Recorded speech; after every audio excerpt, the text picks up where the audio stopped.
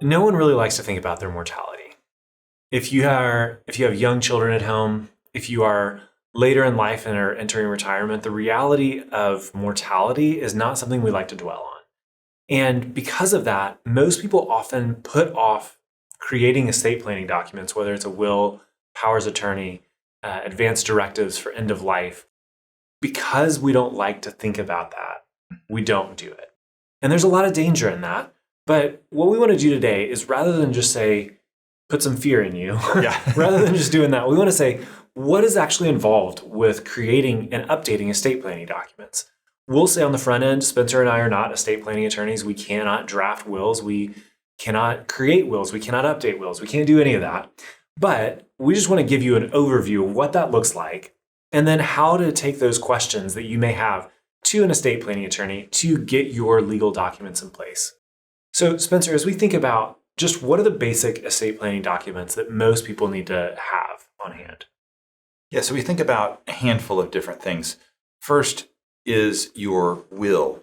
And that document basically defines how you want things to go after you pass away, who you want to handle the financial affairs of your estate and lead them through a process of pushing out all of those resources to the people that you've named and handling other matters that pertain to your assets after you've passed away.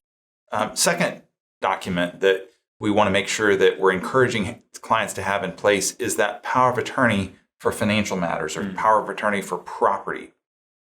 That is going to define who you want to be your agent during your lifetime. So it has no power after you pass away. That's where the will comes in place. The power of attorney for property defines who you want to handle your affairs should you become incapacitated. Yep. So, you're thinking about taking out distributions to be able to pay the bills, being able to do all of the different financial pieces, filing your taxes, all of the different decisions that might need to be made. Mm-hmm. If you put a financial power of attorney together, you can name an agent who is required to act in your best interest. That person is a fiduciary. So one of the things that we come back to often is that we like naming a power of attorney and naming an agent and putting that power of attorney in place rather than having a co-owner oftentimes, because a co-owner of one of your accounts does not have to act as a fiduciary. Right. They're an owner. Right. So if they are an agent and you have a power of attorney in place, then they're required to act in your best interest there. Third document that we want to make sure that we encourage clients to have in place is either a power of attorney that addresses healthcare, medical matters, or as sometimes is called, an advanced directive for healthcare. Now, the advanced directive for healthcare in the state of Tennessee is something that's kind of gained ground in that it really combines that power of attorney for medical side of things with a living will. And so in this document, you can specify what you want to have happen, end of life decisions, if you're incapacitated, if you're on a ventilator, if you have certain things, whether you want to be resuscitated or not.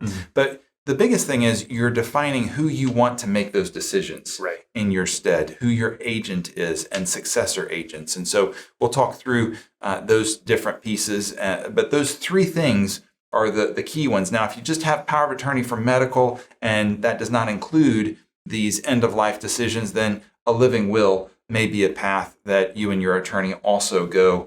You can look at different ways that you can set up that living will, but it can answer some basic questions, and sometimes that can be helpful, at least for peace of mind for your family as they think about what you wanted towards the end of your life when you had the capacity to make those decisions. Right.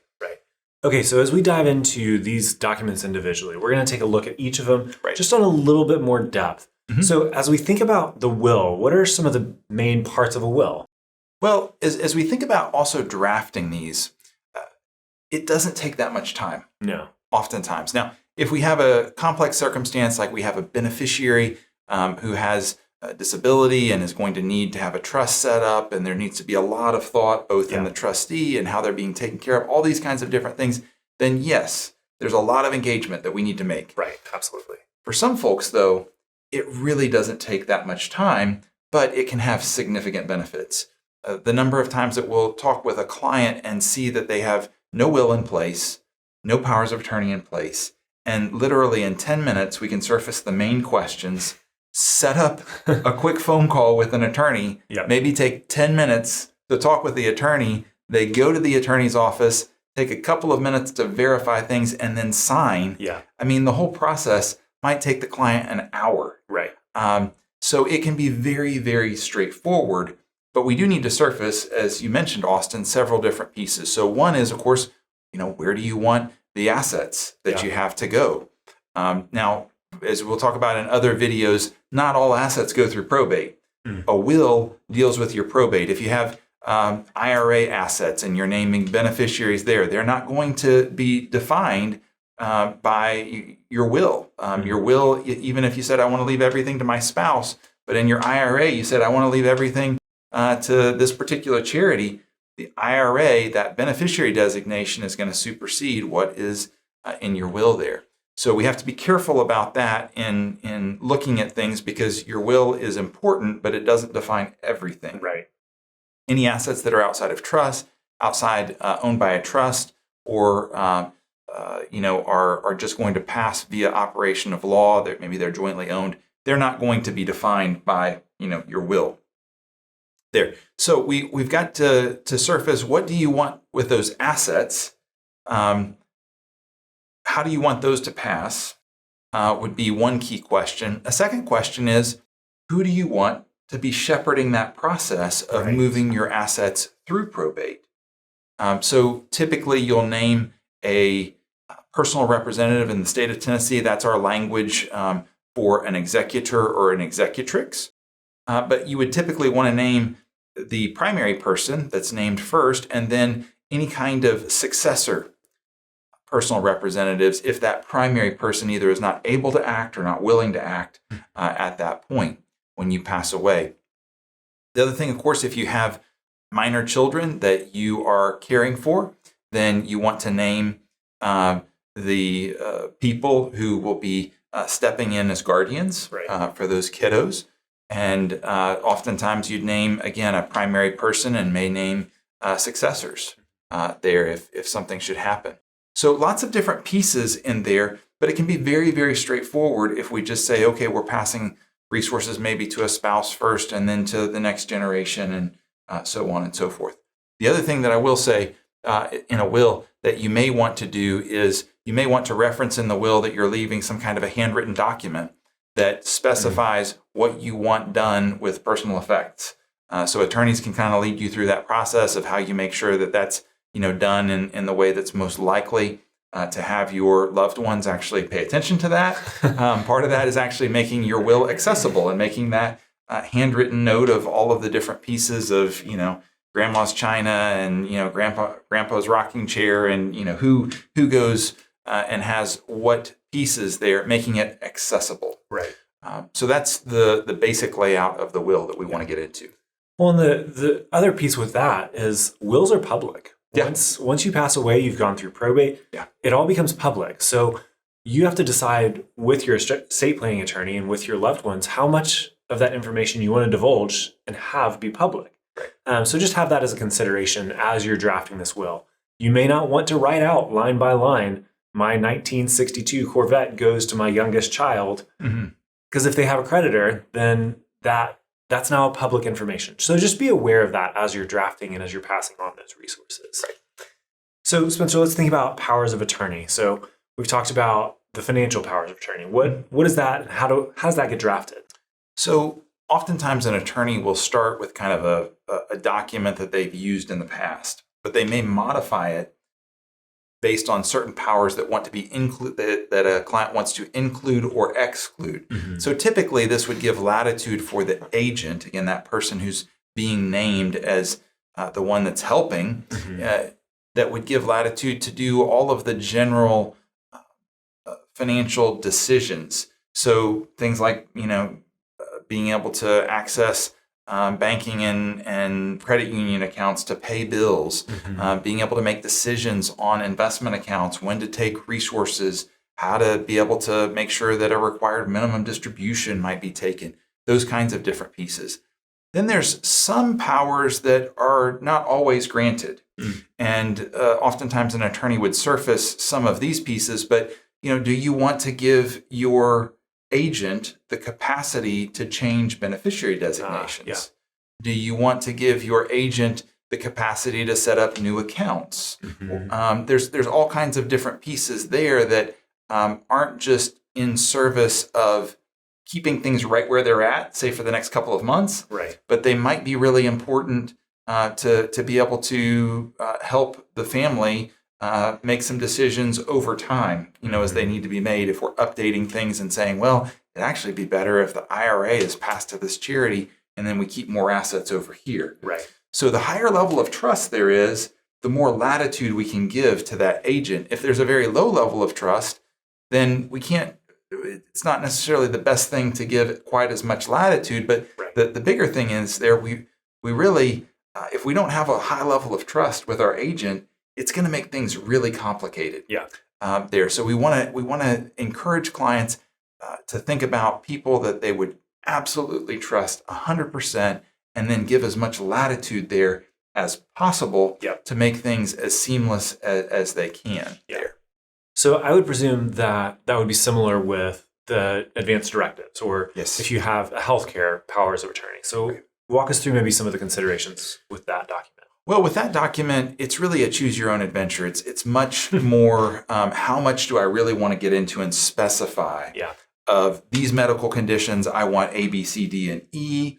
Do I just want to put somebody that's in place that's making the decisions? Now, in practice, if there is a circumstance where you're taken to the hospital in the ambulance and nobody has shown up there that's in your family because they don't even know, then your physicians are going to be making those decisions, or even the physicians that are just on call that night. So they're going to be doing their best making those decisions in many of the emergency type situations. But if we're in a circumstance where 3 weeks later, you've been non-responsive, it's incredibly unlikely that you're going to recover. You're on life-sustaining medicine and food, and you've said, I don't want that to be my life going forward. I don't want to drain family and such. I want to be unhooked.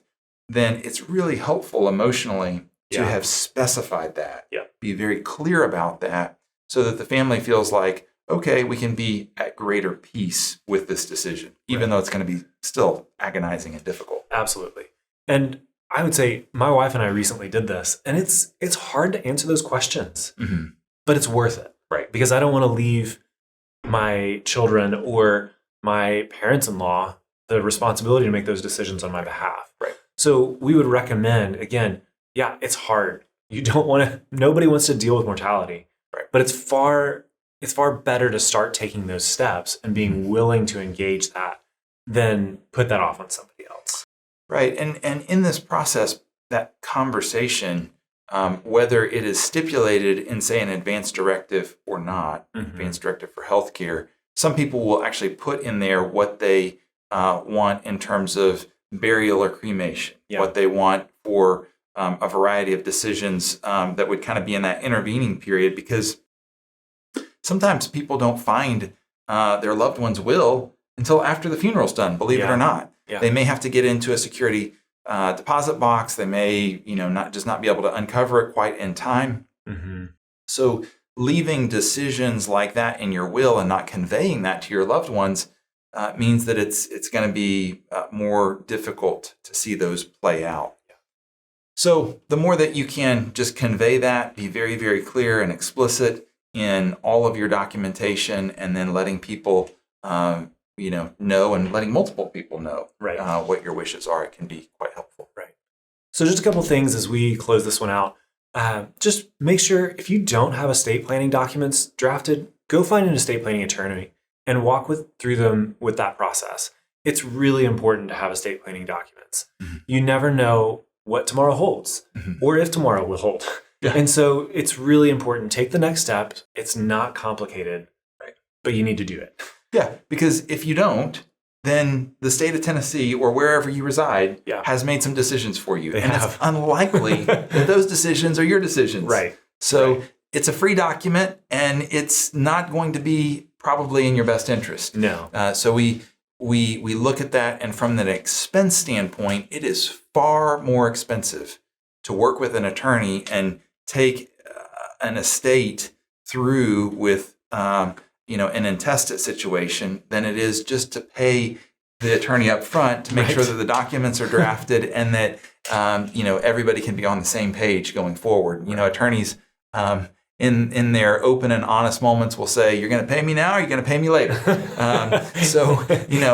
The admonition is always, let's do some good planning up front, because if your heirs come to me down the road, it's not going to be a fun situation. They're going to be paying me a whole heck of a lot more, and we're not even sure that your wishes are going to be anywhere near, actualized there. Right.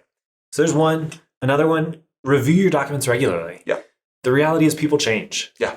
You don't want an executor who maybe you trusted 5 years ago. Mm-hmm. Well, if you've had a falling out and the relationship is fractured, Mm-hmm. you may not still want that person to be your executor. Right. So make sure that you're reviewing those estate planning documents every 2 to 3 years. Keep it in a secure location. Yeah. Make sure that you have those original copies somewhere that you've told your personal representative, you told loved ones where that estate planning document is being held, because the courts require the original document to be presented to begin the probate process. So it's really important that people know where this stuff is. Yeah. And then finally, just make sure that everybody is aware where everything is. Again, we've said this a few times, but if you have passwords to your computer, if you have locations of safety deposit boxes, make sure that the people that are not just the primary know, but the secondary and the tertiary, because you want people to be able to access those in case something were to happen. Now, obviously, these need to be trusted contacts. This can't just be my random neighbor knows where my estate planning documents are, but it may be important for that person to know. So just be aware that a location, while it may be secure in your brain, if you're gone, it's going to be really hard to find. Yes. So again, Spencer and I, we're not estate planning attorneys. These are just some helpful suggestions as you consider next steps for your estate planning process. So take them with a grain of salt, take them to your estate planning attorney, and get those documents drafted and reviewed. So with that, we hope you enjoyed this video, and we'll see you again next time. This content was provided by Retirement Planning Services. We're in Knoxville, Tennessee, and you can visit our website at www.seriousretirement.com. The information in this recording is intended for general educational and informational purposes only and should not be construed as investment advisory, financial planning, legal, tax, or other professional advice based on your specific situation. Please consult with your professional advisor before taking any action based on its contents.